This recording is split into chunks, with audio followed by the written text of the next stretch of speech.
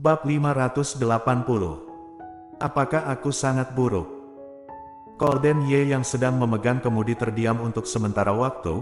Mereka baru saja tiba di jalan raya. Bibir Golden Ye membentuk lengkungan yang bagus, dan matanya tampak bersinar seperti bintang. Tiba-tiba, dia mengambil kesempatan ini dan menoleh untuk menatap Audrey Han. Apakah kamu sedang mempedulikanku, Audrey Han? Dia menatapnya sebentar, lalu menoleh dan melihat keluar jendela. Aku tidak bertanya apa-apa.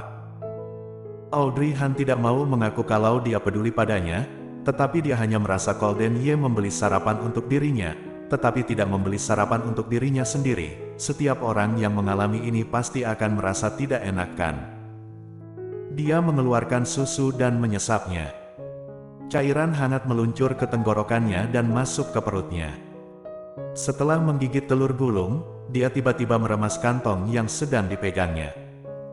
Apakah dia harus membagikan padanya? Bagaimanapun, dia sudah membuat sandwich untuknya tanpa sadar. Atau, berikan saja padanya. Jika dia mengatakan sesuatu, anggap saja ini untuk balas budi. Tapi meskipun begitu, Audrey Han tetap tidak bisa bergerak. Mobil melaju dengan tenang. Sampai tiba di perusahaan, Audrey Han sudah selesai memakan telur gulung dan susu. Dia segera mengambil tisu dan menyeka sudut bibirnya. Terima kasih. Setelah mengucapkan terima kasih, dia berencana untuk membuka pintu dan keluar dari mobil, tetapi tiba-tiba sesuatu muncul di benaknya. Omong-omong, apakah kamu akan mengendarai mobil ke rumah? Golden Ye mengerucutkan bibirnya yang tipis, dan berkata dengan dingin, tidak, pergi tapi ke perusahaan. Pergi ke perusahaan. Audrey Han tidak bisa menahan untuk melebarkan matanya, dan menunjuk ke mobilnya, kamu mengendarai mobilku. Apakah kamu yakin? Meskipun mobilnya tidak terlalu buruk, dibandingkan dengan mobil yang biasanya dikendarai Golden Ye, mobilnya benar-benar kalah bagus dengan miliknya, dan harganya berbeda jauh. Jika Golden Ye mengendarai mobilnya ke perusahaan, apakah dia tidak malu? Apa ada masalah? Golden Ye mengangkat matanya dan meliriknya, aku akan menjemputmu setelah selesai bekerja, jaga keselamatanmu sendiri. Audrey Han. Audrey Han tiba-tiba teringat apa yang dia katakan pada dirinya sendiri tadi malam. Dia berkata bahwa dia akan berada di sisinya sampai penyelidikannya selesai. Sepertinya dia benar-benar melakukan apa yang dia katakan. Hanya saja, apakah Golden Ye tidak lelah jika memperlakukan dirinya seperti ini terus? Audrey Han meremas kantong yang ada di tangannya dan tiba-tiba merasa sedikit bersalah. Dia berpikir sejenak dan menyerahkan kantong yang ada di tangannya.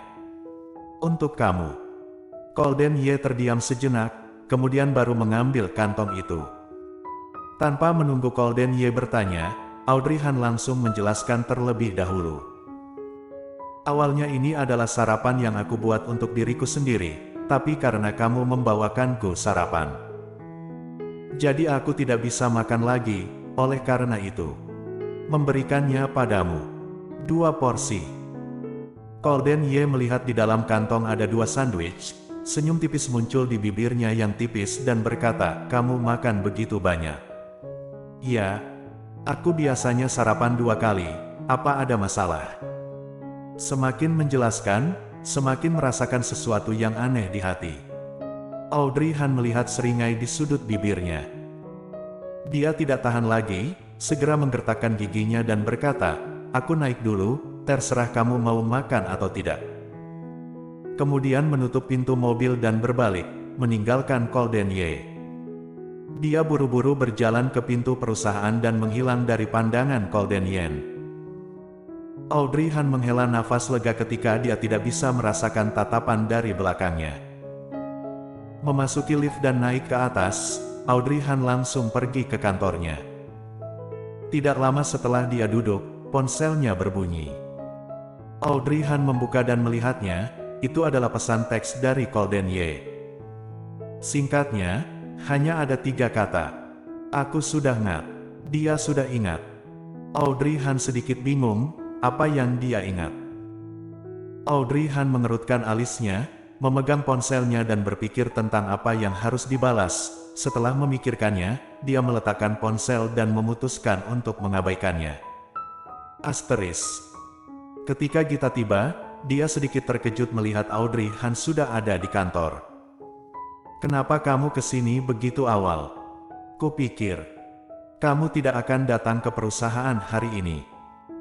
Gita duduk tepat di sebelahnya, dan duduk dekat dengannya. Glenn bertanya padaku terus semalam. "Pria yang ada di kantor itu siapa?" Setelah mendengar itu, Audrey Han mencoba menarik napas. Glenn bertanya, "Tapi dia menyuruhku untuk tidak memberitahumu, karena takut kamu jadi kepikiran, dan berkata kalau kamu memintanya untuk merahasiakan." Audrey Han. "Dasar, aku menyuruhnya untuk merahasiakannya, tapi dia tetap saja memberitahumu." Gita melengkungkan bibirnya dengan tidak puas, "Bahkan jika itu rahasia untuk orang luar. Aku bukan orang luar. Aku telah tinggal bersamamu selama bertahun-tahun, dan tidak ada hal yang tidak bisa kamu sembunyikan padaku. Selain itu, urusanmu dengan Colden Ye, aku bahkan lebih mengerti dari dirimu." "Lebih mengerti dariku?" Gita terdiam, mengulurkan jari-jarinya dan meremas, "Hehe, aku tahu sedikit lebih darimu." Audrey Han benar-benar tidak berdaya, menggelengkan kepalanya, mengambil pena dan membuka dokumen, bertanya dengan santai, "Jangan membicarakan tentangku lagi, ceritakan tentang dirimu, bagaimana perkembanganmu dengan saudaraku. Setelah dia menolakmu, dan dalam 2 hari terakhir tinggal di kediaman Han. Apa saja yang sudah terjadi?" Ketika aku menyebutkan ini, ekspresi wajah Gita tampak frustrasi. "Jangan katakan itu. Sejak kakakmu menolakku hari itu, dia sekarang melihatku seperti orang transparan. Seharusnya pagi-pagi dia yang mengantarku dan Glenn, tetapi dia terus menghindar dariku. Ketika sudah tiba di perusahaan, hanya supir saja yang memperingatkanku saat aku berjalan. Dia juga tidak mau melihatku." Setelah berbicara sampai di situ, Gita menundukkan kepala dan mengerucutkan bibir merahnya. "Audrey Han, apakah aku benar-benar buruk? Itu sebabnya kakakmu langsung menolakku bahkan tanpa memikirkannya. Sekarang sepertinya dia tidak ingin melihatku. Kadang-kadang, aku merasa sangat sedih dan merasa tidak tahu malu. Ya, jelas-jelas aku tahu dia menolakku, tapi aku berpura-pura seolah dia tidak menolakku, dan mengikuti Glenn kembali ke kediaman Han." Saat berbicara, Gita memegangi kepalanya dengan sedih, dan menangis. "Aku rasa aku tidak ada beda dengan wanita penguntit. Di mata kakakmu, aku pasti sangat menyebalkan." Melihat Gita yang seperti itu, Audrey Han juga tiba-tiba merasa sedih dan tidak bisa menahan diri untuk menyentuh kepalanya. "Kenapa begitu? Kamu sangat baik. Kakakku hanya belum menemukan kelebihanmu saja, dan jujur saja, apakah menurutmu Siskasu tidak baik? Tapi dia saja tidak bisa menarik hati kakakku. Jadi apa? Kurasa saudaraku, mungkin dia tidak mengerti perasaan."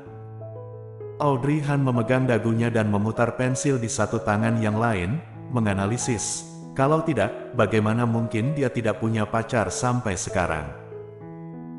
Kalau aku simpulkan dari perkataannya, karena aku hilang sejak masih kecil, dan ibuku kemudian meninggal karena penyakit. Keluarga ini sepenuhnya menjadi tanggung jawab kakakku, jadi dia selalu berada di bawah tekanan. Aku rasa dia selalu hidup demi orang lain. Bersambung.